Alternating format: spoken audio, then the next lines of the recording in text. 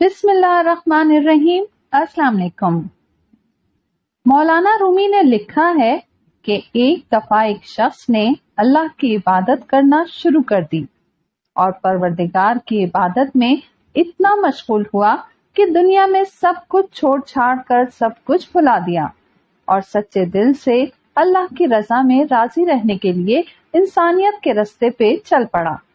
मौलाना रूमी कहते हैं कि एक वक्त वो आया कि उसके घर में कुछ खाने को भी न बचा और होते होते वो वक्त भी आया कि घर बाहर सब खत्म हो गया और वो शख्स चलते हुए मौत के इंतजार में गलियां घूमता कि अब पल्ले तो बचा कुछ नहीं तो इंतजार ही कर सकता हूँ।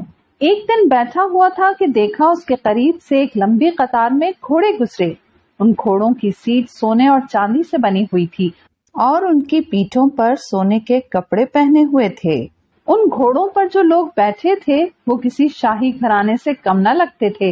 उनके सरों पर सोने की टोपियां थी और ऐसा मालूम हो रहा था कोई बादशाह जा रहे हैं। उस शख्स के दरियाफ्त करने पर उसे बताया गया कि ये 7 गांव में एक बादशाह है, ये सब उसके गुलाम हैं और बादशाह के दरबार में जा रहे हैं। वो शख्स कुछ देर हैरान हुआ कि ये हालत गुलामों की है तो बादशाह की क्या हालत होगी। उसने आसमान की तरफ मुंह उठाकर कहा, मेरे बादशाह, मेरे मालिक, मेरे अल्लाह, शिकवा तो तुझसे नहीं करता, लेकिन उस बादशाह से ही गुलामों का ख्याल रखना सीख ले। इतनी बात कहकर वो शख्स चल दिया। कुछ दिन गुजरे तो एक बुजुर्ग आए और उसका बाजू पकड़कर उसे एक जगह ले गए जहाँ वही गुलाम वही घोड़े थे।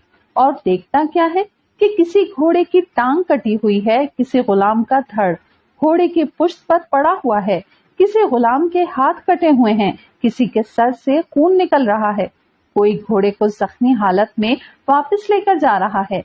वो शख्स हैरान हुआ और बुजुर्ग से पूछा, जनाब आप कौन हैं और ये सब क्या माजरा है। उस वक्त उस बुजुर्ग ने कहा कि ये वही गुलाम हैं जो उस दिन सोने में लिपटे हुए थे और आज ये एक जंग से वापस आ रहे हैं, इसलिए इनकी ये हालत है। मुझे ख्वाब में बस इतना कहा गया है कि उसे कहना, बादशाहों के लिए कुर्बानियां देना भी इन गुलामों से सीख ले। हकीकत में हमें कुर्बानी देना आया ही नहीं, चाहे दीन का मामला सीधा करना हो, रिश्तेदारों का या दुनिया का। जिस दिन हम कुर्बानी देना सीख लेंगे, दीन के लिए, अपनों के लिए और दुनिया के लिए, उस पर तवक्कल करना सीख लेंगे, उस दिन शहंशाह अल्लाह रब्बुल इज्जत हमें ऐसी बादशाहत अता फरमाएगा जो कभी ना खत्म होगी।